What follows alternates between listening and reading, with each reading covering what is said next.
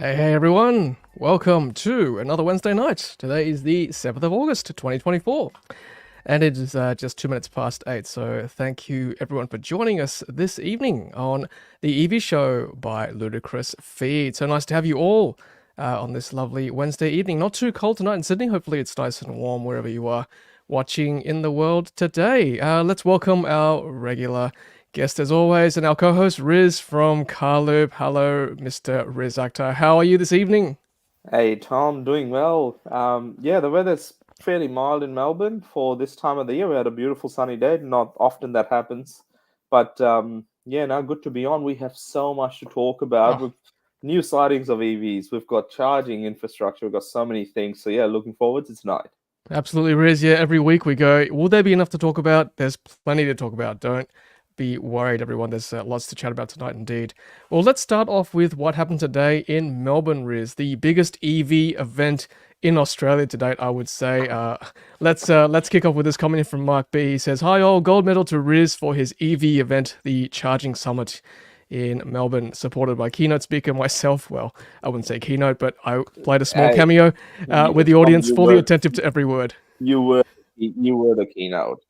Like literally, so many people paid attention. We had a few of our audience in basically in the room, and they were very happy and so happy and surprised to see the one and only Tom from Ludicrous Feed on there. So yeah, thank you, Tom.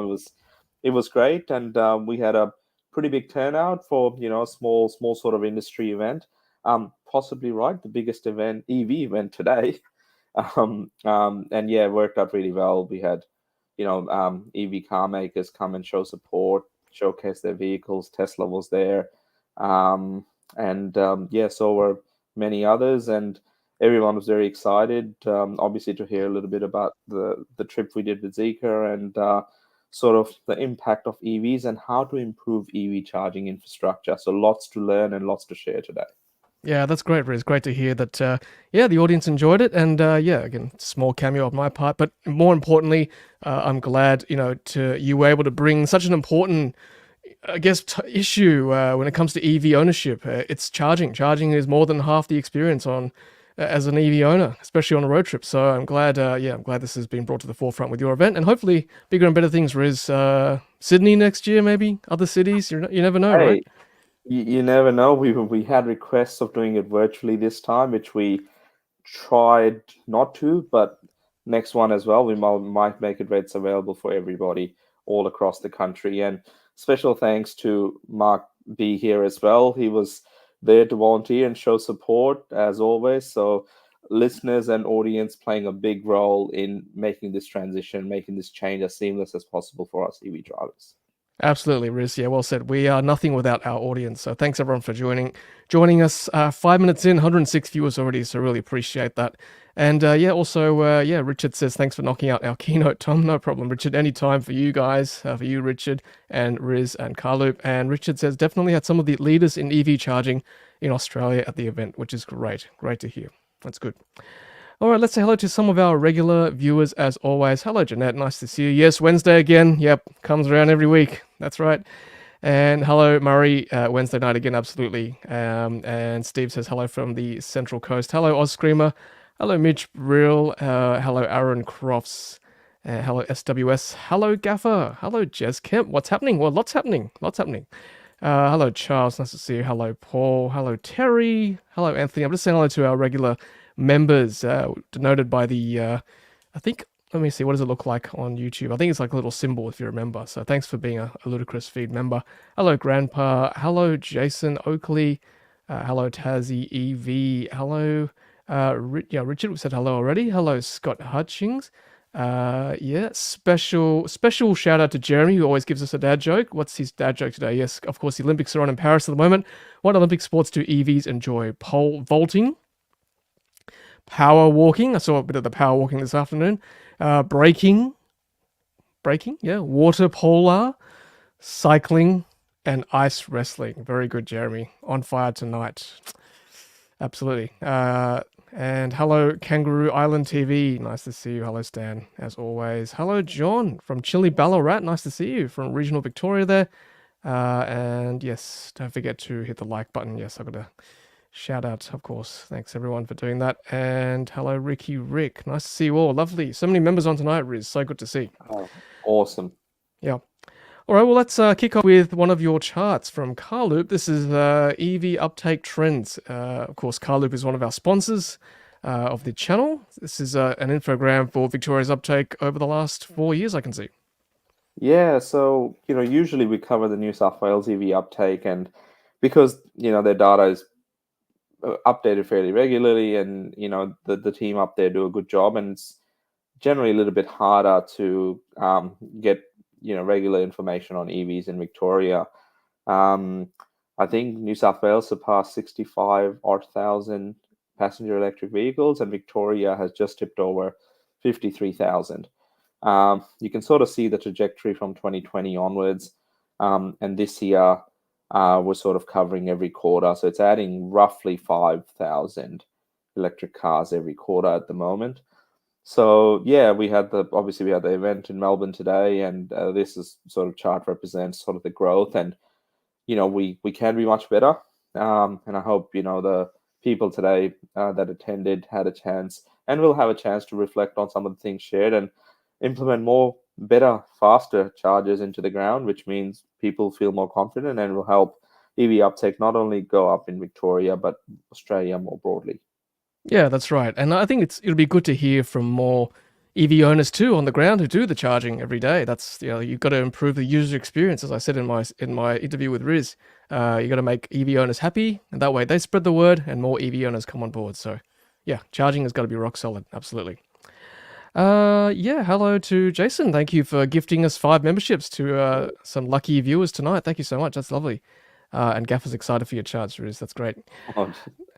Now, Justin says, excited for the EV Expo in Melbourne. Yes, that's right. So this weekend, Riz and I will actually be there. Riz will be there for all 3 days. Myself, I'll be there on Sunday in Melbourne for the SUV EV Expo. And I'll be on a panel at midday, I think on Sunday it is. So come check us out. I'll be speaking with some other people, very important guests as well. And Riz, I think you've got a keynote too around that time too on Sunday, which would be good. Can't wait. Yeah, so no, that should be good. We're just touching on where we are in the EV race and where we need to get to, particularly focusing on the new brands. We'll talk a bit more about some even more new brands which have been spotted this week. Thanks to some of our audience for sharing that, and we'll cover that shortly.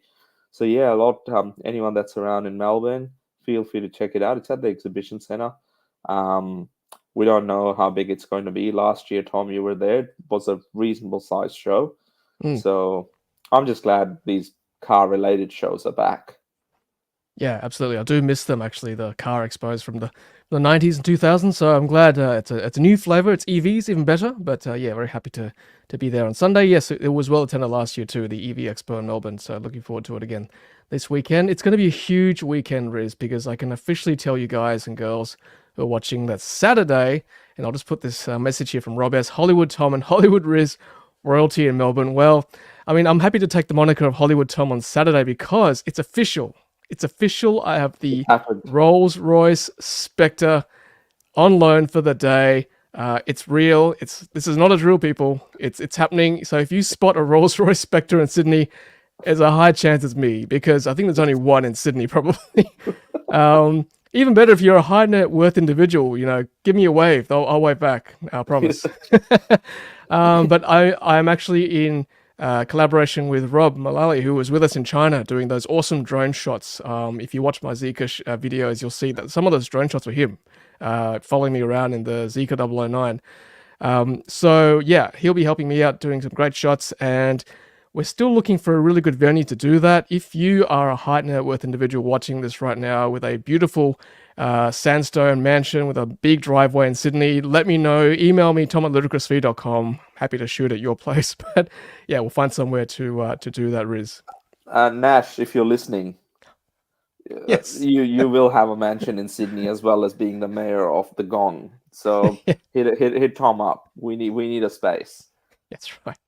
Absolutely. Anybody. I'm happy to take all callers. So yeah, got a big house, let me know. Yes. And yes, people telling me in the chat, be careful. Yes, there's a huge excess of this. So I'm going to drive like a grandparent around Sydney. Yeah, don't worry about that. I'll be very, very careful. So yes, both hands on the wheel, all that stuff. You'll be like driving to church on Sunday, Riz. Come on, That's go it. That's fast all you instead. can do in that car. Yeah. That's right. That's right. Yep. Yep. Aaron says phantom hunting this Saturday. Well, yes, it's the Spectre hunting actually, but yeah, we know what you mean. Go look for rolls. It's probably going to be me. Yep. Yep. So that'll be fun. Really just looking forward to that huge weekend. Now back to serious news. We've got EV sales for July. Yes. A little bit down this month, isn't it? Or last month? Yeah, they've had a bit of an interesting month in terms of the overall market's been slightly slower. Some interesting points are Tesla and Polestar no longer reporting their sales through VFACTS, which is the main car industry sort of body. Not such a bad thing, but it appears that, Tesla and Polestar will be reporting them through the Electric Vehicle Council for the time being. Um, Overall, the market seemed okay, but everything was a bit down. I think Tesla sold, in a normal month, they would sort of easily sell between 3,000 and 4,000 cars. This July was sort of around 2,500 cars. The Model 3 and Model Y was sort of in, there's the total sales, the 1,353 for the Y and 1,239 for the 3. BYD's followed. Um, I was expecting the Atto 3 to have a slightly better month, thinking that all of these now are 2024 build cars. But as you can see with the state of the market itself, MG4 slightly down. Interestingly enough, the Dolphin generally is between 100 and 200. It sold a bit more. I think there were a couple of specials on. I think they were giving a charge or a couple of other things going on there as well. So yeah, now these sale numbers are missing a couple of things like the Hyundai Kona Electric, AMG ZS EV, because they're reported as the model itself, Hyundai Kona, which is available in ICE and EVs. I generally have to chase up Hyundai and say, hey, how many of the Kona sales were actually EVs? So we're still waiting to hear back from them, but I'm taking those couple of models out. It appears that the market is slow, but July, after a big month in June, sort of expected, and the coming months will tell probably a different tale. Yeah, the usual suspects up there is, as always, Tesla, BYD, Volvo EX30 as well. I'm monitoring this one, just seeing how popular this one is. Yeah. It's a nice looking car. I've seen a few in Sydney already. To see whether that holds its position in the top 5 over the next few months, and it's expected the cheaper ones, MG4, Dolphin, rounding out the top 10. So and BMW is still up there, so people are still wanting, a nice, luxurious car in BMW. It's good. I mean, you're saying that the overall auto market is down in Australia as well? Yeah, the overall auto market seems to be a little bit on the lower end, generally after a big month in June. The other thing worth, I think, noting is that these are covering the sales for July. Early August already, we have seen a price cut from MG on the MG4s and the MG ZS EVs.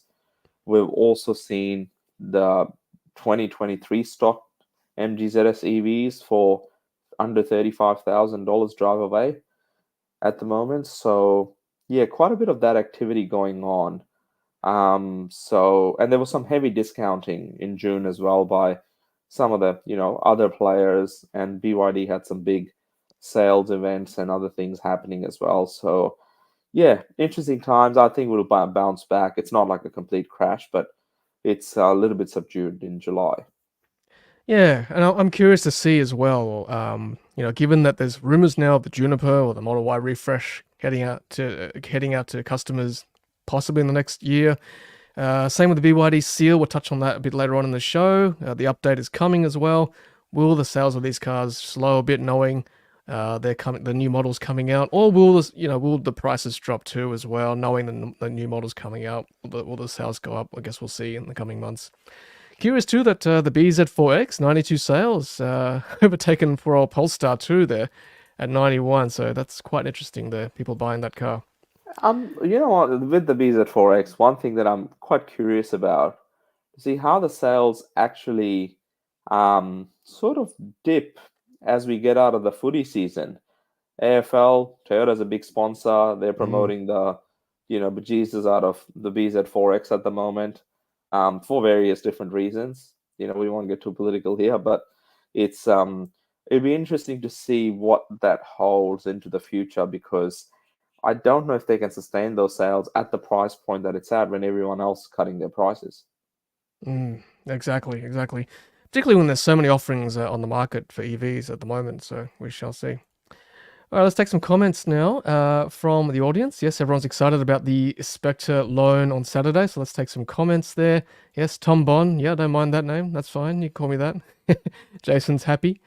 Yeah. Oh, regards to Sunday at in Melbourne. Yeah, of course. Come and take photos with us. No problem for the EV Expo anytime.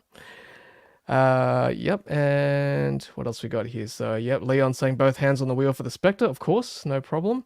Richard wants me to power slide the Spectre. I don't know. I might give that a miss, Richard. The excess is pretty high. It's funny that there's two excess levels, one for general media and one for influencers. So, I mean, I think I'll probably technically fall in the latter. It's double the price of the general media. So I gotta be careful. Right. Okay, that's quite interesting to see. Or maybe because they usually getting, 21-year-old TikTok superstars to get behind the wheel of them who are still on their P's. Yeah, so that's right. This time around, you got an experienced EV gentleman. I'm double that age. I'll probably drive half as slow. So yeah, I'll be safe. Don't worry. Sorry, Grandpa. No offense. Yeah, I mean it's just a generalization here. I'm sure you're a very safe driver. He says, "What's this drive like a grandparent?" I don't want to say grandma. I'm trying to be politically correct here, but grandparent, just a general thing here. Yeah. You're all good drivers. Don't worry. I'm sure you are. John says, "G'day, Spectre, Tom, and Riz from John and Fiona and Chelly Katoomba. Hello, nice to see you. And hello, Chasm Stamps as well." Yep, and yeah, interesting. Peter's mentioning about Uber, Riz. I'll talk about that very shortly in another article. Polestar 2 is an Uber car, and Uber is dying. Drivers are livid at the 5% pay cut. Interesting. Yeah. That would be interesting to explore that the pay cut situation. Like, what sort of happened? Because at one stage, Uber was pushing so hard to get as many EV drivers to drive on the platform, and they were giving out some sort of like commission. That was their commission. They were offering EV drivers a reduced commission. So instead of, I think it was 27% for standard drivers, and it was about maybe 20%. So yeah, I'm not sure what's happened there. Yeah, interesting, isn't it? Peter says, "I've driven 28 Uber trips this last month. Traditionally, I drove more than that per week. Polestar doesn't sell cars on their merits at their price points." Okay. Cool. Oh, Jason's watching us on his 40-inch TV. Wow. That's huge. We're very big on his screen. Hello, Jason. Nice to see you. Tokyo Drift Spectre. Yeah, maybe not. But good suggestion. Okay, yes, Jason also says, Uber has announced a deal which aims to bring 100,000 electric vehicles made by China's BYD to the ride-hailing giant's global fleet of cars. Yep. Okay, we'll get to that, of course, very shortly. Okay, well, let's keep pushing on. And this one is Tesla Model 3 being offered $0 upfront for a 1.99% interest rate, 3.57% comparison rate. So obviously there are some fees associated with that loan. Not for Model Y just yet. So with Plenty loan company, and it's for Model 3 rear-wheel drive or long range by 30th September 2024. There you go. So that's a pretty good deal there, considering how our interest rates are currently. So there you go. All right, moving on. And interesting here from Richard, who tagged us in this Riz. Bridie, who we know very well, of course, highlighted that German company Ambibox claims successful 10 kilowatt bidirectional charging test with current Model Y. So this is pretty awesome. Now we know that last year, I think Tesla in one of their live streams said that the bidirectional charging is coming to Model Y shortly. So Tesla vehicles in general. So this is very interesting.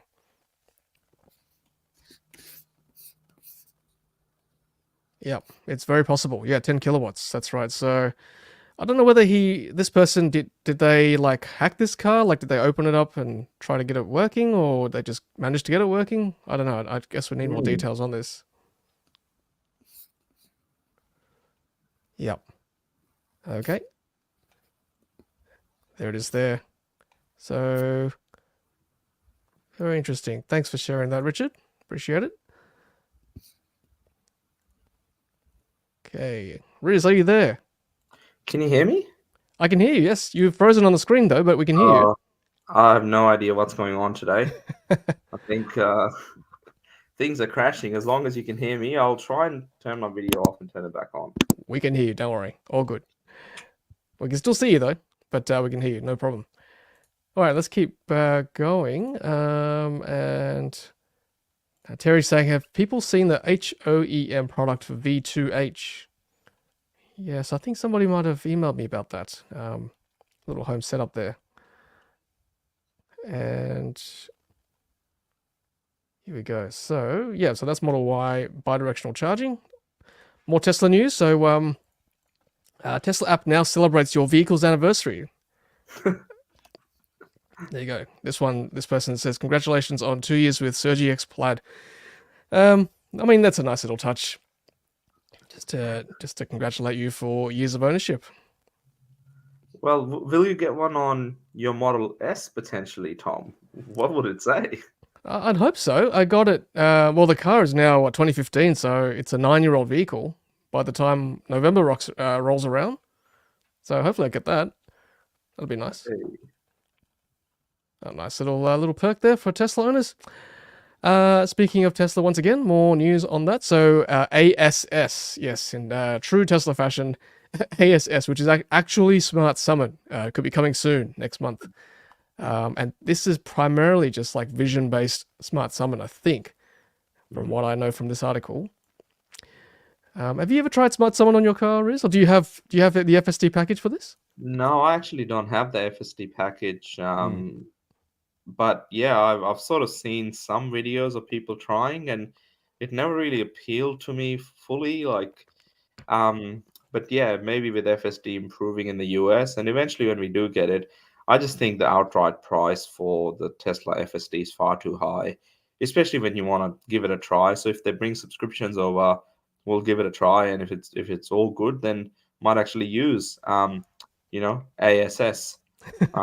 And if that's all good, then yeah, buy it long term. But at this stage, no, I haven't got FSD. Have you given it a go? I think currently, well, actually, I don't have FSD package at the moment on my Tesla Model Y. I'm with you, Riz. I don't think it's actually worth buying it at the moment in Australia. You don't get that much more unless you drive a lot on the freeway and you trust the navigator on autopilot and all that. Yeah. I just don't think the value is quite there just yet until they bring FSD to Australia. So until I see that, I don't think I don't often not recommend stuff, but this is something I probably would say. Well, I think just hang on to your money. I think maybe expanded autopilot or enhanced autopilot might be worth getting maybe if you do a lot of road trips with the auto lane change. But as for the full one, I don't know. I mean, I've tried this before, just normal Smart Summon on the old red Model 3 that we had, the performance one. And short of just as a gimmick or as a party trick or just a bit of fun with friends, it's not something I'm not brave enough to try this in a public car park. I just don't trust it to do the right thing. And especially this one, this is vision based. And what is it down here? I saw, where was it? So this has got this park seek thing. So basically you can get out of the car and the car will park the car for you by itself. And then it'll basically park itself and then you're good to go. So again, if anyone in the chat has tried that on their vehicle, if you've got FSD, I think Smart Summon might be disabled at the moment, but if you've ever tried it in the past when it was available, let us know whether that was any good at all. Sorry, Riz, go on.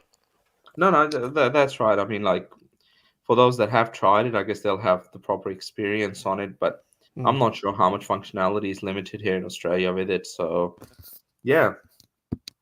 Yep. Yes. So Richard says, back on the article about the bidirectional charging for Model Y, he says it read like they just managed to persuade the car to close the high voltage charge contactors. Once you do that, you can pull or push power. Okay, that's good. Thanks for the technical information there. Thanks, Richard. Yep, and don't worry, Riz, it didn't capture you making a stupid face. You're looking good there, Riz, at the moment. Look, it's just what it is. It's all good. And Jason says, with regards to the anniversary celebrations in the Tesla app, I hope there's balloons and streamers going up the screen. That would be awesome. We'll find out, I guess, when the anniversary comes around. John is saying, losing power this weekend on Sunday from 8 a.m. to 4:30 p.m. for external power works. Atto 3 will keep the fridge cool. Hey, that's what we like to hear. V2L. That's at least something, right? Fantastic. Yeah, it's the hidden feature that many EVs have. And maybe that's what the V2G, V2L thing that the team in Germany are trying to do with Teslas. Come on, Tesla, make it happen. Yeah. I don't know. I'm still mixed emotions about V2G. I don't mind V2L, V2H. I guess I'm a bit of a control freak. I want to know where the power's going. Unless there's some substantial compensation for V2G, I just don't know. I like to have a bit of spare in my battery. So I think the power companies here haven't quite worked out V2X or V2G yet for the EVs. Yep. Jason says Smart Summon might be good for people who have problems getting cars out of tight spaces. Yes, good point. I think that's just like summon, right? Straight light summon. You can just back the car out of the garage or your car space if you can't get in the car to start with. Yep. Yeah, and Paul agrees. There need too many variables in the car park. Absolutely, Paul. I'm happy to say I'm scared. Like there are little kids running around. There are animals running around. People who are more accessible than others. Some people may not hear the car or see the car. I don't know. It's just risky for me personally. So, yep. It's thanks everyone for contributing comments about Uber. So yeah, we'll touch on Uber in a second with BYD very shortly. Tristan saying, I'm very happy with my vision-based parking compared to when I had the ultrasonic. I love it how it lays out the parking lines. Yes, I'm seeing that too in the Model Y. Yeah, it doesn't look too bad. Charles says, I didn't realize Riz was such a good ventriloquist. Yeah, he's a man of many talents, Charles. Hidden skills there. Graham says, signed up to EV's Autocharge. Yes, that's right. Autocharge is now rolling out to all customers, not just a select few. So if you've got an EV account, check it out. Tell us how it works, if it works well. There seemed to be an issue this week, actually. I got this notification about it because I was one of the early testers, and this email was about an issue. So if anybody had an issue while it was in the beta testing, let us know. But I seem to get it working without any issues. So anyway, I'm glad it's now rolled out to everyone, which is good. Okay, let's keep going. Got some suggestions for you, Riz, from people. I think you've tried all that already. Unshare, reshare. Yep. Should I try popping out and popping back in? Does that normally work? Yeah, go for it. All Whatever right, you need to do. I'll see you shortly. shortly. Okay. Yeah, he had a big day, Riz, with his conference. But yeah, we're very thankful for Riz hosting that EV summit in Melbourne. If you managed to get out there today, hopefully it was useful for you guys and girls. Tassie EV saying V2G, though they won't be draining your battery, more like 1 to 2 kilowatt hours when you have 1,000 EVs on it. That's like, 1,000 kilowatt hours or 1 megawatt hours. Yeah, that's a good point, Tassie EV. I mean, I suppose you can probably set limits as well for your battery, so you don't drain the whole car, I suppose. Terry saying V2G seems to be a power grab rather than assisting. Again, I don't think the logistics have been worked out just yet, for sure. Oscreamer saying V2G would probably work with a company like Amber, but not sure many would trust Origin, I guess, or other big players like AGL, I guess, unless the terms and conditions and the mechanics of it are laid out very transparently, right, for everyone. Okay, we'll talk about the interior of the new Seal when Riz comes back, but yes, that's a good point. The new refresh has been released to the wild from BYD. So hang on to that thought. And Bob saying, I love my ultrasonics in Model 3. Great to hear. John saying, Riz, blink your eyes. They'll be getting dry. No, I think I can see Riz back in the chat, actually. Here he is. Let's get him back on. We've missed you, Riz. Hey, welcome back. Sorry, everyone. It's the typical, if anyone's seen IT crowd, I had to try the number one advice that, Moz gives. Have you tried turning it off and turning it back on? Which is what I had to do with the browser, but we're back again. Thanks, I've got to say, that tip works for 95% of things, right? I'm sure it worked for CrowdStrike as well a few weeks ago. I don't know whether people follow the Formula One here, but the CrowdStrike issue actually affected the Mercedes-Benz Formula One team during their practice session. It was all blue screen. That was quite funny, I thought. Okay, so Jason says I can't sign into Autocharge until I charge once with EV. Yes, you've got to charge at least once so it knows it's your car. So that's another good point. John saying when I had the use of Summon a couple of Xmas ago, it wouldn't go down my non-steep driveway. It would stop and say too steep. Ah, okay, that's good to know actually. That's right, Peter. EV Autocharge won't work on the PK350 chargers. That's right, and also the what's it called? The old ones, the V-fills. Tritium V-fills, yeah. Yes, the older ones. Yep. And Jeanette says they no longer take a security deposit. That's interesting. I thought they still did. The big yeah, what they call Yeah, I yeah. tried. I don't use public charging a lot, DC fast charging a lot, but I was in regional Victoria over the weekend, and I tried some of those destination charging across Victoria charges, which are on the EV network, and it did take $30 out for once, but maybe because I haven't used it for so long since they bought that $30 thing in, that it did build. But the second time I charged, it was all good. So yeah, I've got to try that auto charge feature. I mean, EV's kicking some real goals in improving user experience. Yeah, absolutely. Yeah, it's pre-authorization. I think when I tried it last week, it still took some money. Well, held the money anyway, $30 or something like that. Nothing too much. Yeah.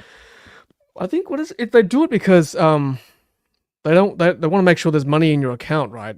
Imagine charging and then you just nick off and there's no money in the credit card or it gets rejected. So that's fair enough. Yeah, and they just wanted to make sure that you're not a Nigerian prince charging in New South Wales. That's all.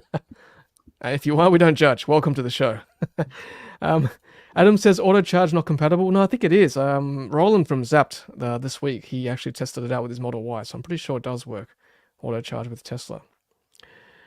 And I agree with you, Riz. Like auto charge it's so easy. As I showed in my video, it's got to be the easiest way to charge an EV now, short of a Tesla Supercharger. Although if you have a non-Tesla EV, then that is the easiest way because with a Tesla Supercharger, you need to use an app still.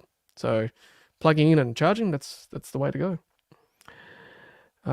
People are happy you're back, Riz. Lots of comments there. No more resting Riz face. That's good. That's good. And it will cost you $100 call out too for the IT crowd. Yep, that's right. Cool. It's pretty funny. All right, let's keep going. Let's see if there's any more comments here. Yep, auto charge works with Model 3. That's good. Thanks for the confirmation. And here we go. John is saying can confirm the 2024 Atto 3 owner has been able to charge on Tesla. I assume that's Tesla Supercharger V3 shown on BYD Australia owners Facebook group. Oh, that's great. That's good. At least the new ones can charge. Yeah, no, I did see that post as well, John. Good pointing out. It was a 2024 build car, I think built in April. So yeah, I guess referring back to what we were sort of saying a couple of streams ago around what's going to happen to the Atto 3 owners. I guess if they're fixed in the new one, then, those that want it, possibly there's an option, but I guess time will tell. We still don't know. We've got a rough timeline on the Seal for Seal owners, I believe. Yeah. Someone, I think last week, shared with us. They were told by BYD late August they were rolling it out possibly or testing some more cars or something. So yeah, we'll obviously we'll keep talking about this every week just to get on to BYD to try to roll out these fixes for you guys for Seal and more importantly Atto 3. I think there's far more owners driving around with Atto 3s and Seals, but yeah, we'll see. Yes, so let's keep going. Yes, so some cars aren't compatible with EV, which if you don't have a static MAC address, then you won't be able to use this feature. Okay, so let's keep going with the next article and just one more Tesla story. And apparently someone in New Zealand got 5-day access to FSD beta, which these guys were talking about on their podcast. I haven't listened to it yet, I must admit, but yeah, accidental access to FSD outside North America in Auckland, New Zealand. So that's super interesting, Riz. Have you heard more about this? No, all I've got to say is that's sweet as, bro, because yeah, I haven't heard anything more about this. I mean, New Zealand gets quite a few new things, right? Like they got the Cybertruck before us when they was doing winter testing.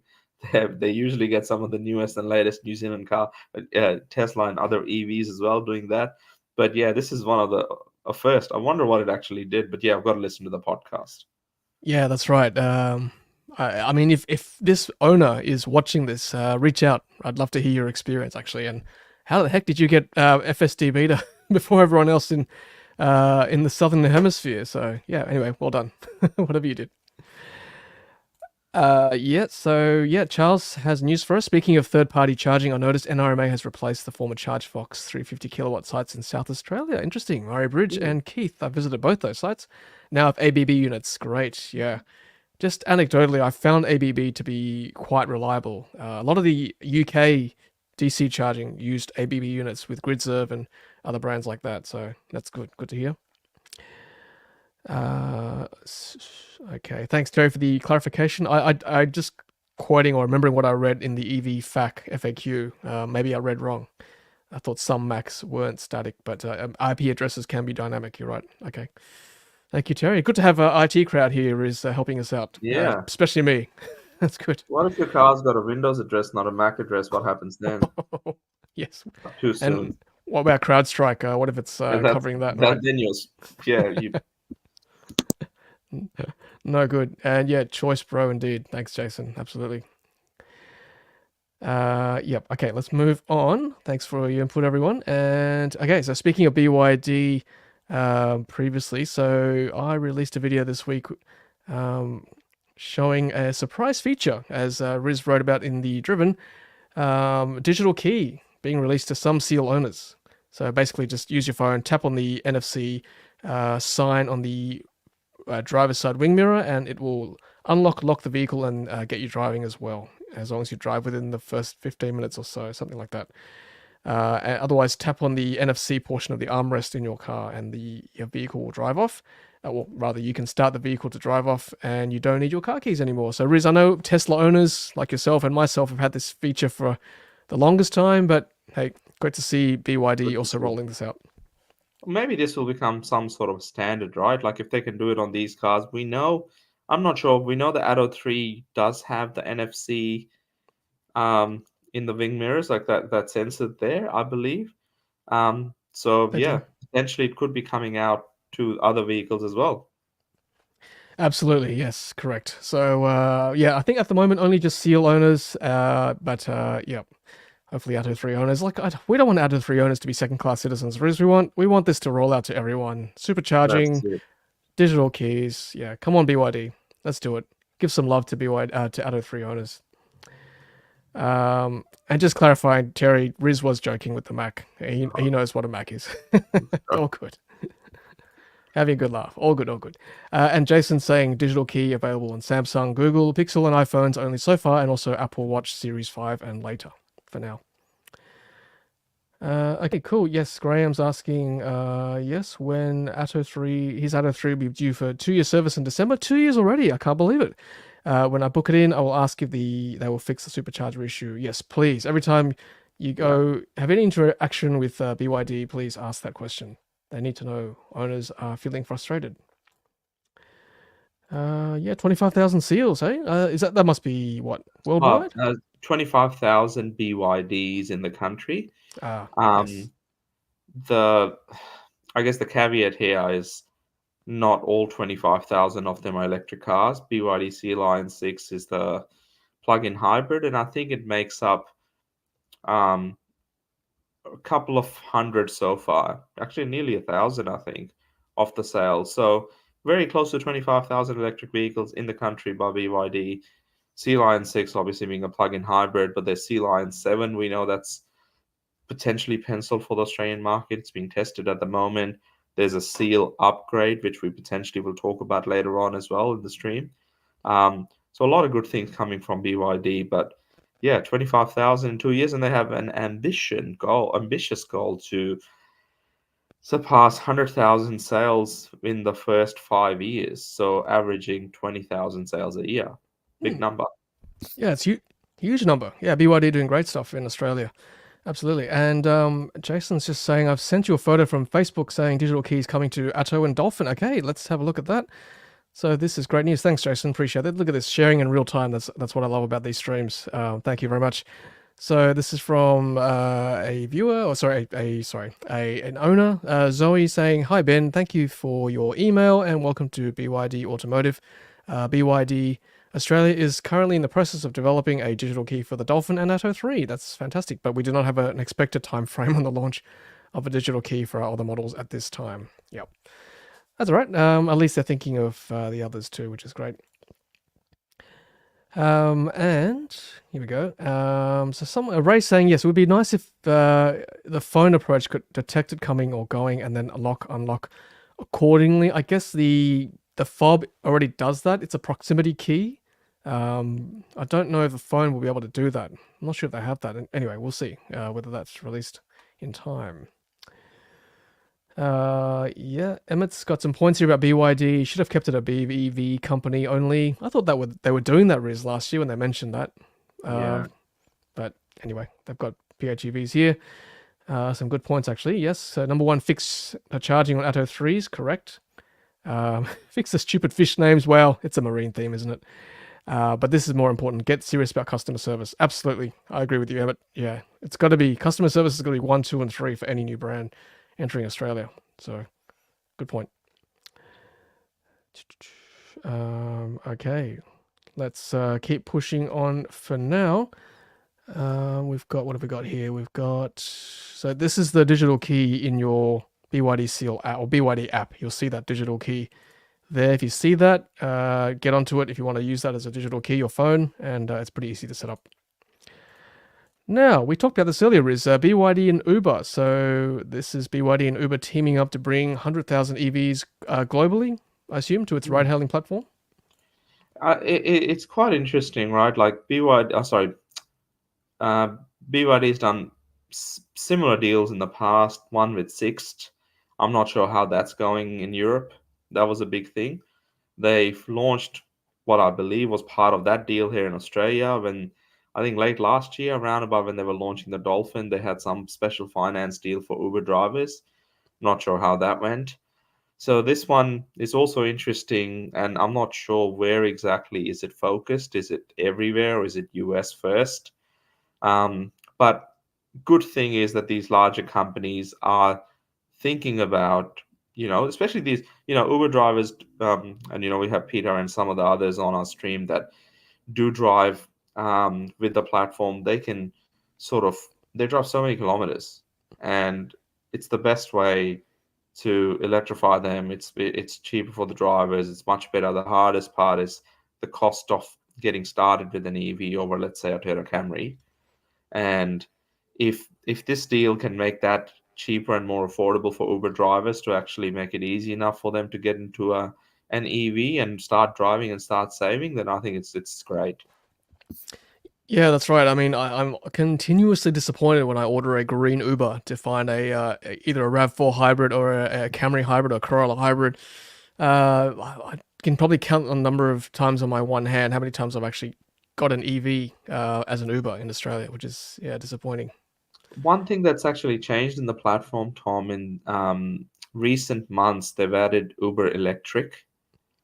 So you actually, in most, I guess, major CBD sort of areas, when you're in the Uber app, you can actually scroll down and sometimes Uber Electric pops up. I guess if there's electric cars near where you are, you pay a premium. It's sort of like the premium Uber service.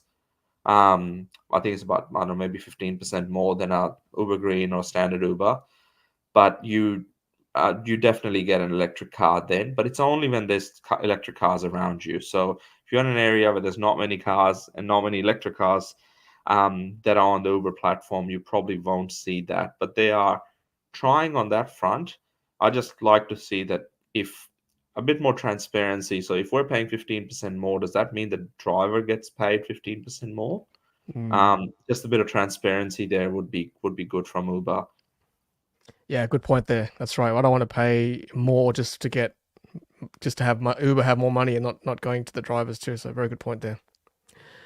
All right. Let's push on with some more stories for tonight. So here we go. MG announcing new vehicles sold in Australia today will have a 10-year or 250,000 kilometer factory warranty. This includes all EV models. So that's great. That'll be the longest powertrain warranty for an EV in Australia, isn't it? Yeah, definitely. I think it's really good news, and you know, at face value, it doesn't seem like much, but to a lot of people now they're thinking, "Oh, I thought the EV batteries were dying after 5 years, and I had to change them." Now there's a 10-year warranty on them. Yeah, it starts to get people thinking who are currently driving ICE vehicles. So yeah, good things by MG. And once upon a time, I think Kia pushed it to 7 years, and then everyone else was on 3 years, and then they pushed it to 5 years. So eventually, the industry will catch on. So yeah, the higher it is, the benchmark it sets, the everyone else will eventually follow. So it's good for consumers. Yeah, 10 years is a long time. I mean, I've had my Model S for almost 9 years, so 10 years is really, really good MG. So it's good to see they've got confidence in their product as well, and that that translates to owners having confidence in the product because the manufacturer has confidence as well. So great work, MG. All right, let's talk about some car spotting now. So thanks, Roland from Zapped. Geely E5 spotted in Melbourne with trade plates. Credit Reddit user Cool Guy Jensen. There we go. So we saw a few of these in China as well, didn't we? I believe. This is really cool. So this is, I think, the new model of the same car, and it's the update was just announced last weekend in China. So it's this confirms a couple of things. One is Geely is likely to come to Australia. I did see something on LinkedIn. They hired, I think, a chief operations officer for Geely brands. This also potentially means that youths like Radara or Radar, which we have spoken plenty of times about on the live stream, may also be coming because they're one of those brands. But this car is very similar spec wise to a BYD Atto 3, just slightly better. I dare say, I was just gonna. It looks In like terms one of too. specs, sorry, I clarify, in terms of specs, it's slightly Specs. better. Yeah. Yeah, that's right. I mean, it even looks like one too, I guess. The same sort of shape. Um, yeah, I mean, so if this enters the Australian market, Riz, you got Geely, you got Polestar, Zeekr's coming, Smart, Volvo's, sorry, smart, Smart, yep, Smart, yeah. Volvo. So there you go, 5 or 6 different brands under the same parent brand coming. I guess choice is good, right? Good for us consumers. It's choice as bro, so Choice, it'll be all good. nice. Choice as broad, absolutely. Oh, thank you, Carl. Joining a bit late, but amazing summit today, Riz. Congrats. I'm still recovering and don't know how you do it. Yeah, absolutely. Riz is the hardest working man in the EV industry Oh, today, I jeez. must say. He's everywhere. You, Tom. Everywhere you Shoot. look. It's great. Obvious that the market has matured in even the last year. Absolutely. Yep. Well done, Riz. Thanks, Carl, for that comment. Yeah, this is right. Correct, Ray. So are we now seeing more SUVs look similar in shape to get to the least air drag? I mean, probably. Hey, that's a good sign. If I mean, uh, I saw Hyundai's Santa Fe, the new one, I think, on the road. It is so boxy. I saw that. I'm Yes. like, you can't believe it. You just think, guys, how can you be making quality EVs on one end, and then if you release that car in its current ICE form as an EV, it would have a drag coefficient of a brick. So I Yeah, I think the know. Chinese brands are doing a great job. You're right. It's got like Staria vibes almost. It's very boxy. You're right. I mean, I don't know. I guess SUVs obviously don't care too much about efficiency of these ICE cars, but yeah, in the EV world, efficiency is everything. If you want to get the most out of it, particularly with the range EVs are currently. So yeah, good point. Thank you, Ray. I mean, look, if this is the most efficient shape, why not? I mean, why reinvent it, right? If that's going to work. What I'm curious about too, Riz, is whether these brands will have their brand lit up here, like we saw in Yeah, China, right? we saw. Mm. So we shall see. Um, just quickly on this one, I did a bit more research. I wrote a little article on it today, thanks to pictures from Roland there. Mm. Power wise, it's slightly up on the Atto 3, 160 kilowatts instead of 150. Oh. Range wise, I believe it's more. I mean, we have to remember Atto 3 is a 3-year-old car now from a design point of view. It's still an excellent car, but this is sort of the evolution of it, right? Slightly better Mm. in the market from specs point of view. one other interesting point is Geely is apparently using their own blade battery style cells inside the car. And I think these are probably the ones that we saw at the battery factory, where they are shorter in length, so they don't go all the way along the width of the car. They're sort of much shorter. They call them, I can't remember what they named them, but Geely reckons they've done. We've seen BYD videos of the nail penetration test through the BYD blade. So there's one nail that goes through, and there's not much change in temperature, so it doesn't catch on fire. There was a video I saw somewhere of 8 nails going through this Geely blade battery, and it's all fairly stable according to Geely. So I don't know. There's some real next level battery situations going on in these cars. So yeah, the newer technology that we can get, the quicker. And BYD is also going to be launching the next generation of the blade batteries before the end of the year. I say game on. Yeah, absolutely. Bring it. Bring them safer, longer range, more efficient, all that stuff. We want those batteries here, definitely. We'll talk about fire safety very shortly, actually, in another article, so stay tuned for that. I want to mention this one from Peter. Aerodynamics on the rear of the car are more important. I agree. That's right. It's how the air leaves the back, so that's why you might see some fastback or sportback SUVs. They're more efficient, like the Model Y, of course. And yes, drag coefficient not so important when you're doing 40 kilometers an hour in school zones, getting the kids to and from. That's right. That's what the Santa Fe might be used for, not so much on the road, maybe on the track or on the freeway. Yeah, cool. All right, let's push on. Yep, speaking of more cars, so the Skoda Enyaq is coming soon to Australia. You can register your interest now at skoda.com.au. Saw some of these in the UK on my trip. They were the official sponsor of the Silverstone Formula One. Good little car, actually. We'll see what the price is, of course, when it arrives here. All right, so we touched on this earlier. Sorry, Riz, go. Sorry, just on the Enyaq very quickly, Tom. I believe in New Zealand they're a bit pricey, or they were. And in Australia, we've seen some. I think we saw one parked somewhere near Audi in Sydney once. So they have been testing them for a while, but Skoda and Volkswagen Group, they haven't been doing a lot. I actually did hear something today, so maybe it's off the record, but it's for our audience. Someone mentioned to me, who is very close to this brand, that their local Volkswagen dealership have actually installed DC fast chargers in anticipation of the ID3, ID4 cars coming very shortly. Now, who knows? We've been waiting multiple years for this, so who knows if that's true or not. But yeah, if it's happening, then Skoda Enyaq, any car, we welcome it. Yeah, I think we should start playing the VW drinking game. Every time they talk about ID3, ID4 coming to Australia, take a shot. We're pretty tanked, I think, after a while. But yeah, we'll keep an eye on it. Volkswagen still make good cars. Yeah, the more the better, I think, in Australia. Yeah, so we talked about the seal earlier. So, yep, this is the refresh seal. Official photos being launched. LIDAR is going to be on the cards as well. This looks interesting up here. That might be the LIDAR, I think, possibly. And there it is. Oh, no, that looks more like the Sea Lion, doesn't it?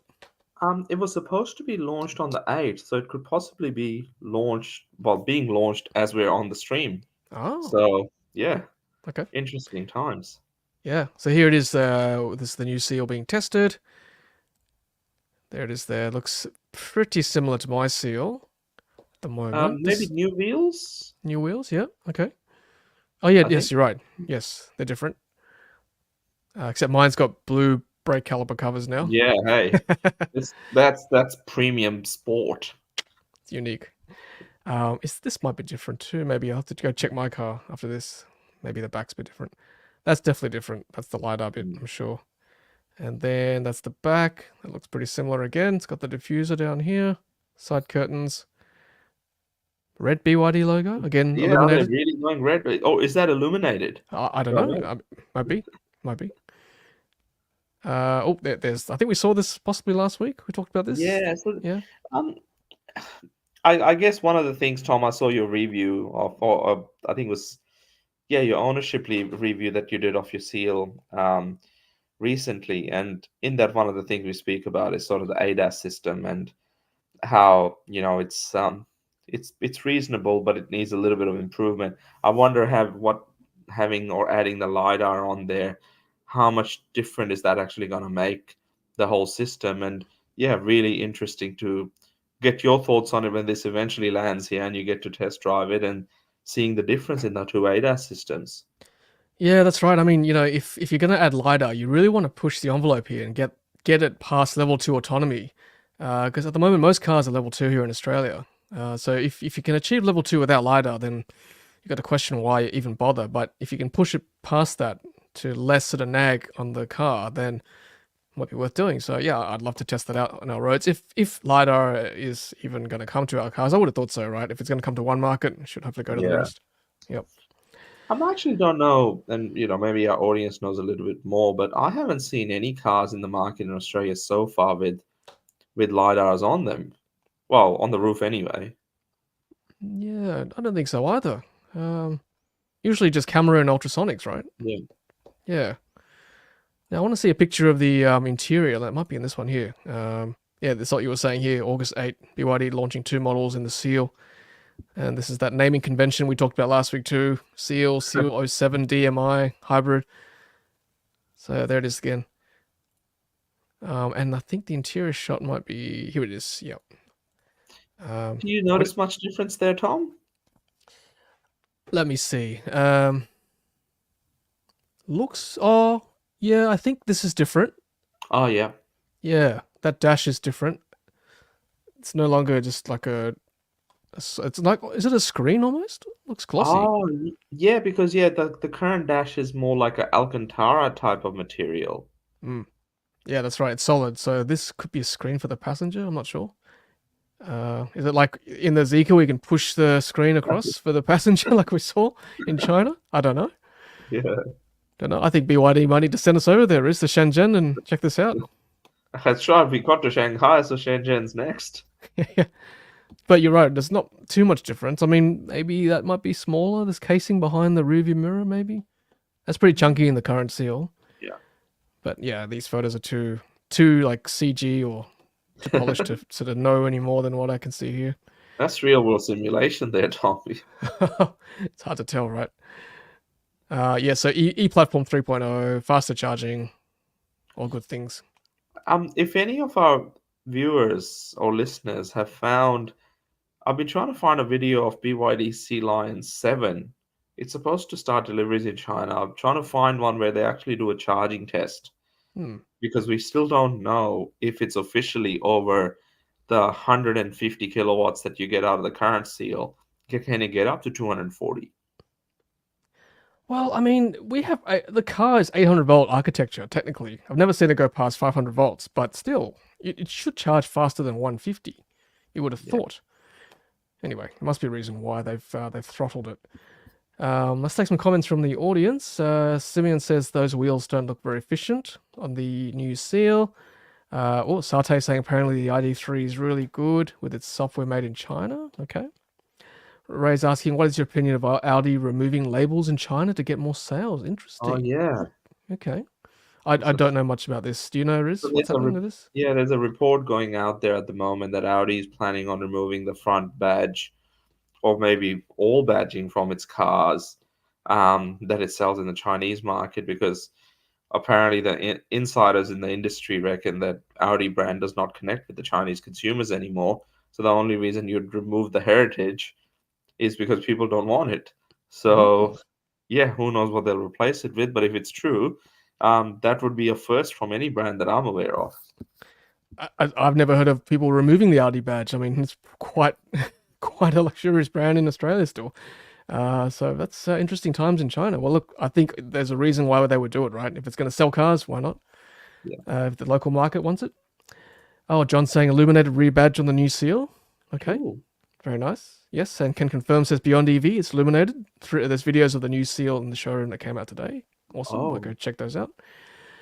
SWS says LIDAR on the roof spoils the look. Yeah, okay. How much to trade in my BYD Seal for a LIDAR one? Wow. Good point. Midge is asking, what about the 3.8 second badge? Yeah, or is it faster? Jason says, maybe if the LiDAR had an LED array on it, you can be like Kit from Knight Rider. Yeah. Yeah.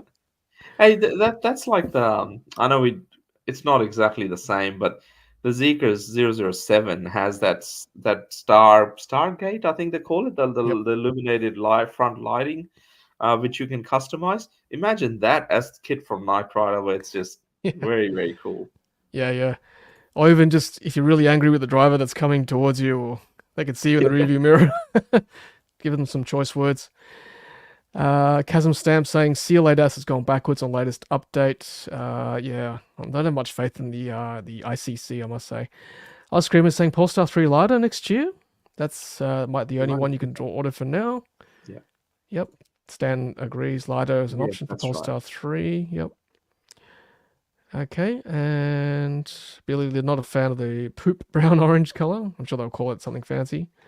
Hey, actually, just on Polestar 3, apparently Polestar officially sold 103 cars in July, and 12 of them were the Polestar 3.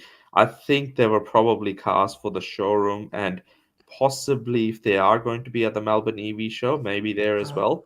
I'm not sure Yep. if they're at the Melbourne EV show, so please can't confirm that yet. But I think if that's the case, then there's probably cars going into experience centers shortly, and maybe test drives coming up soon ahead of its launch.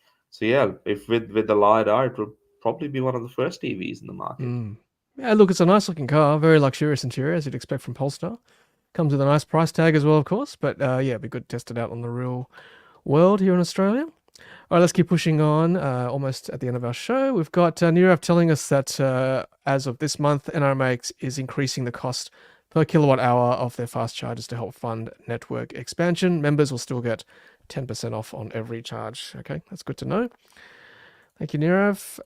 And Ampol set to receive another $100 million to roll out 200 EV fast charging bays and renewable fuels. What is going on here? Why is Ampol getting so much money? This I'm all for EV charging, right? But this blows my mind.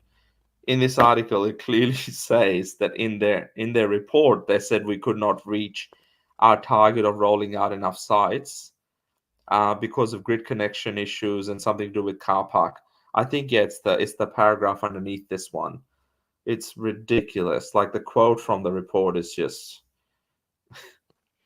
Yeah, what does it say? Despite our best efforts, the pace of the rollout was impacted by the time taken to obtain approval to make the electrical connection across numerous network service providers and other development approvals, including working with third-party landowners. This meant only 82 bays were able to go live last year, and they're working hard. It had aimed to reach 300 by the end of this year, but so what? They need more money, I guess, to install. It's it's just yeah. And actually, we've been touching on this on our live stream very regularly. Ampol's rollout has been so slow, and they've got funding, they've got a whole lot of other things, which I personally think they don't need funding. Um, but it's very disappointing that we're giving more money out to companies that have literally built this site at Pheasant's Nest, which we can see on the screen, as its flagship site, and that was a while ago because we drove the MG4 in August last year. yeah. So over 12 months ago, we were testing it and it had been open for a couple of months, and nothing's happened since. As in, there's been very few sites that have actually been rolled out or commissioned. They already charge a premium 69 cents a kilowatt hour from the very beginning. Just gobsmacked how this can happen. Look, I'll be fair. Like this site, the northbound and southbound of the Hume Highway, is pretty good. Like I would say, almost like the gold standard of what electric forecourt should look like. Safe and not having like a drive-through stall. But what's disappointing, I think even you experienced this, Riz, when we were charging. It's the handshake. It's pretty bad. Getting the app working, which is not that user friendly. It's pretty clunky. No contactless tap as well with credit card. It could be better. I know it's designed really well, very close to the entrance, but yeah, the user experience is just not there, unfortunately. Well, that point alone, user experience. Tom, do you know they've gotten rid of the AmpCharge app? Have they? Yeah, so now you need to download an Ampol app, Oh gosh. and it's the only way to charge the car. It's I don't get it. It's mind-boggling. Like I get if in the early stages if you want data from users, but come on, like What more data do you just go to Carloop? They'll give you all the data that, That's that you right. need. Just let people get on with the road trip. Just tap and go. Seriously. It's not that hard. I'm sure people are watching from Ampol here. Just bring this up the chain. Just tap and go. We don't want like Yeah. apps and all that. It just takes forever to handshake. I'm sick of it. Anyway, that's enough. Right. On a different note, I think there's better sites coming from other operators, so keep an eye out for them. Yeah, good. Right, let's keep going. More chargers spotted. So Jim Pine's tagging us. Spotted, what is it? EV chargers at Erina Fair, New South Wales Central Coast. There we go.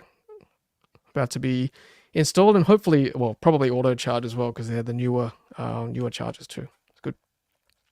And I believe Tesla Bankstown New South Wales charger is also under construction. Hey. Bankstown in southwestern Sydney. There we go. How many stalls? We can't. Yeah. At least 6 here I can see. Probably more, hopefully. For those in the North Shore, the Chatswood ones are still not commissioned yet at Chatswood Place. Just passed that on the weekend. That'll be a very popular one. Charles, if you're on the stream, maybe you know a little bit more about this Bankstown one. Actually, speaking of which, Hobart apparently is getting a showroom from Tesla. Oh. So, and the nice. Cybertruck is apparently down there as well. So, yeah, really, really good news for Tasmanian Tesla owners and future drivers. And hopefully more supercharger sites as well in Tasmania. So, yeah, keep Tesla doing some good work trying to sort of get more charging infrastructure in multiple places. But yeah, congratulations to Tassie Tesla drivers. That's good. All right, let's keep pushing on. I just got a note from LinkedIn, actually. I was just about to share this one, and the message was someone saying about the MAC address. So let me just clarify. So I'm understanding this better now. So MAC is always stable, MAC. The BMW owners have the issue because they use the same MAC address for every single car. So that's the problem. Whereas if you have a separate MAC address for every car or different cars, then that's okay. Evie will be happy with that. But if it's the same address across the entire fleet, then that's a problem. That's why Evie is not compatible with BMW. So thank you, Ben E, for messaging me that. Look at that. We're sorting things out in real time, Riz. Can't get better than that, right? That's it. All right, so Charles has got a message for us. Yes, grand opening this weekend. Cybertruck and Roadster on display. Light show in the evening. Hey, awesome. Roadster 1, probably, right? Yeah, but whose is that? Is that an owner's car or is that something that Tesla's got? I think it's an owner's car. I asked this question when I was in the Sydney store. I think it's the owner's car on loan, I think. Thanks, Charles. 402 Brooker Highway, Derwent Park. Wow. Awesome. Thank you. Yes, classic Roadster, privately owned. Thanks. Fantastic. Thanks, Charles. That's great. Yeah, get down there if you're in Tassie. Absolutely. Okay, so let's. So this is Lanny from Sinexcel. So this is from the city of Qinghai in China. Look at these chargers here.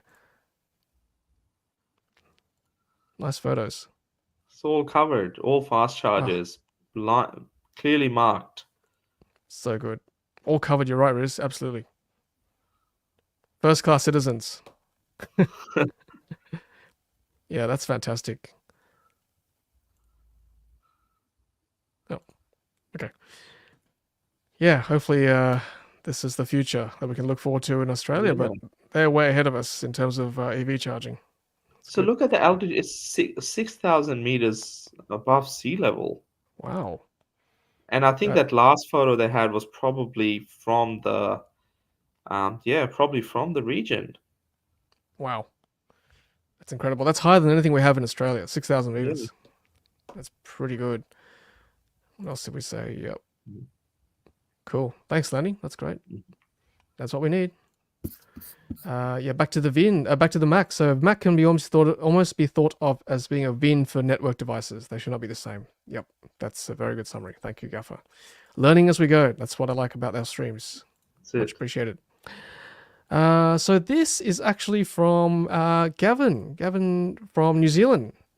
He sent some nice videos of a new charging location opening in their part of the world. Let's see if I can put these up. So this was pretty cool.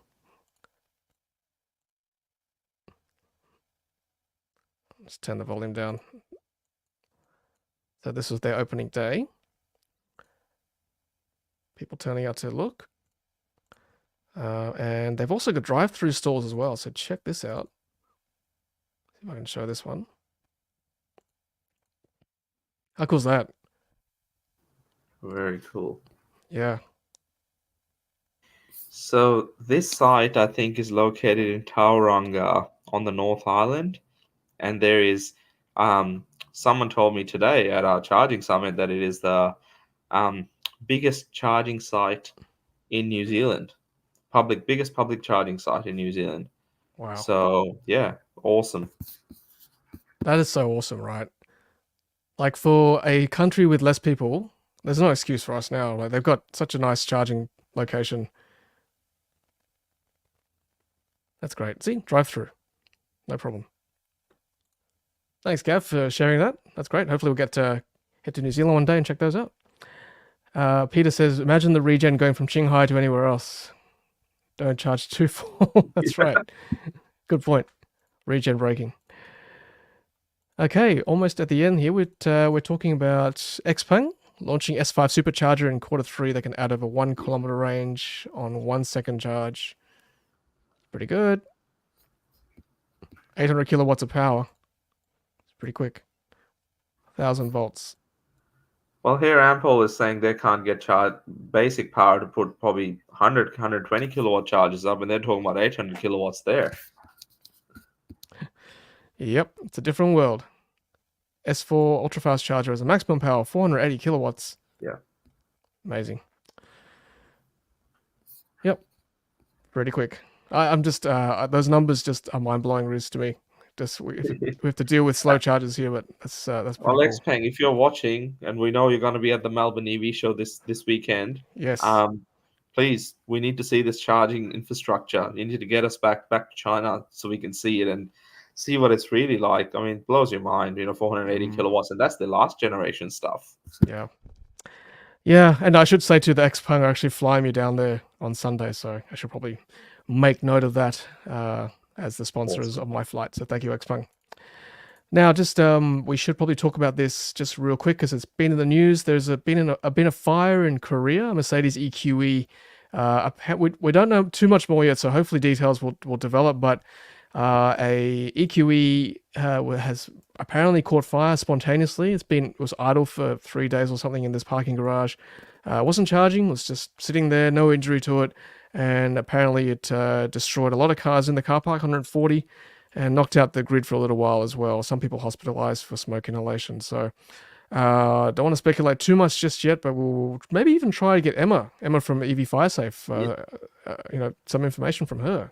Yeah, I saw her today at the summit. She was really good. She shared some new stats and some new data. Maybe we can get her on there in the next couple of weeks and months. And yeah, this would be one of the sort of key things that she'd be tracking, and maybe she can tell us more about it.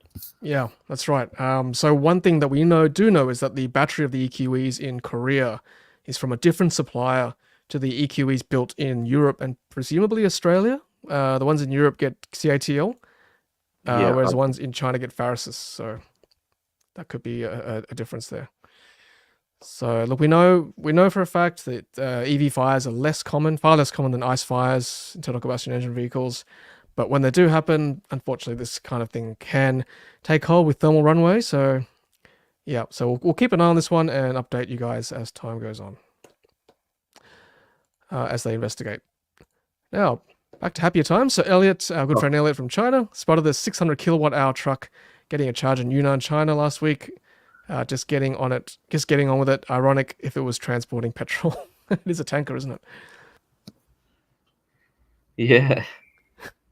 I think it might be a cement tanker, possibly. Splash myself with water. Yeah, thanks, Elliot, for that. Good spot. And this is from GridServe. Let's have a look. GridServe spotted a Norwich electric forecourt, a Lotus Evija. I'm going to pronounce this wrong. Evija. It's got 4 electric motors, 2,000 horsepower, 186 miles per hour under 9 seconds. Top speed over 200. Pretty awesome looking vehicle. Wow, look at the back. That's awesome. That was pretty cool. Going to the Lotus showroom, Riz, in Hangzhou last month. Oh 2 months yeah, ago. fantastic. It was some of the top cars. This car obviously wasn't there. There was one of these at the I think the Goodwood Festival of Speed recently that span out at the start line. Yes. But yeah, I mean, good to see Gridsurf sharing some of this. This is the sort of content we should be getting from some of our charge point operators. So ChargeFox, EV Networks, if you're watching, hey, if you or your someone using the charger spots something, share it with us. Yeah, absolutely. Unique vehicle, vehicles out for testing, converted cars, all that stuff. Yeah, that'd be awesome. And this Saturday, everyone, this is not only for ChargeFox or EV. If anyone sees a Rolls-Royce Spectre charging somewhere in Sydney, please take a snapshot and share it here with us. We know who's behind the wheel. That's right. That's right. Yes, it might be me behind the wheel. Probably is, actually. I don't think there's many Rolls-Royce Spectres. For those who joined late, I've got loan of that car for a few hours on Saturday, so looking forward to doing a walk around and driving it around Sydney very slowly because there's a big excess on the insurance. So if you see it, take a photo, say hello. I'll wave back. And just a bit of interesting news here with the Olympics on in Paris in France. This little Xiaomi SU7 apparently drove all the way from China to Paris, 17,000 kilometers across Kazakhstan, Russia, Latvia, Lithuania, Poland, Germany, and finally into France. That's insane. Wow. And also considering China's charging standard is different to Europe's charging standard. Yeah. Apparently this guy shelled out 800 euros to convert it And for the adapter. it's got the green plates at the front. Yeah, green plates. For real. I don't understand France, but I assume he's going through how much he traveled. This person probably drove it. Chinese tourist. Oh, look at the signatures. Ah.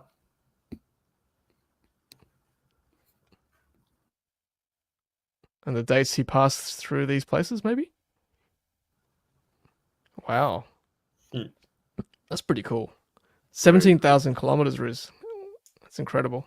That's nearly as much as what Richard Laxton did around Australia, but it's but that's through multiple continents, I guess. Very, very interesting. Good to see these sort of stories being shared. Yeah, that's right. And like without much fanfare, right? Apart from this LinkedIn post, I haven't seen much more about this journey. This guy just did it, just got on with it, drove across the entire Eurasian continent, really, end to end. Jeez. Incredible. Well done.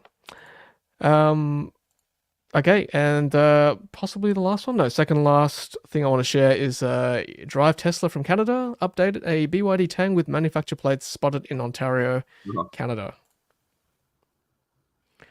Now the Tang, remind me, Riz, this is bigger than the Atto 3, right?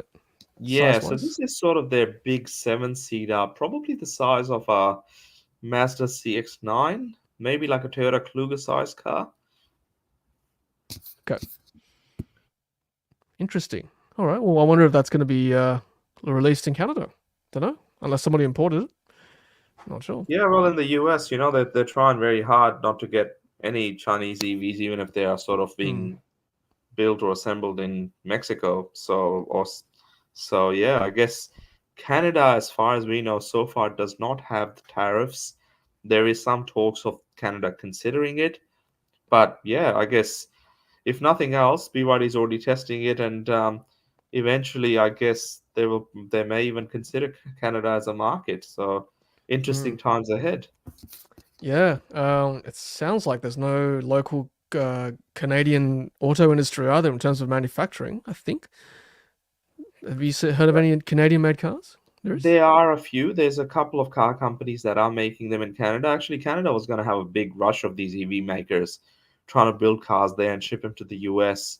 But I don't know how much has eventuated. But yeah, Canada, I think, now gets their Model 3s and Model Ys from Shanghai as well. Previously, they were getting them from the US. And Canadian incentives on EVs are not as far last I checked, were not connected to where the car was manufactured, whereas the US ones are. Yep. So yeah, good on BYD, and would love to see them in North America as well. Yeah, it's good. Good spot there. And finally, this is not EV related, but it kind of could be. I got an email today from Starlink. So the Starlink Mini is now available for $799. This looks far more portable than the big Starlink. So this Fantastic. might be something to consider if you go on a big road trip around our continent, I guess. It's a lot of money at the moment. We know the big Starlink has come down a lot in price. So I might just wait and see how much they reduce it over time. But you can purchase plans as well. It might be useful for, like I said, big road trips where internet access may not be as reliable. So, Wow. yeah, it's good.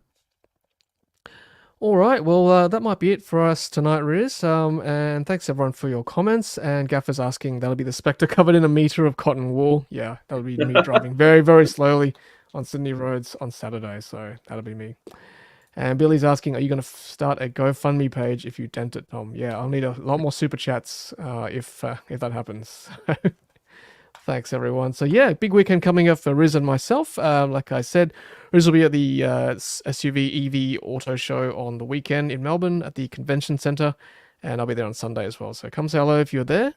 We'll be speaking as well on Sunday at different topics. So come say hello, and be great to say hello to you. So thanks, everyone. Thank you, Riz, once again for your time, and congratulations on your EV Summit this morning and this afternoon in Melbourne.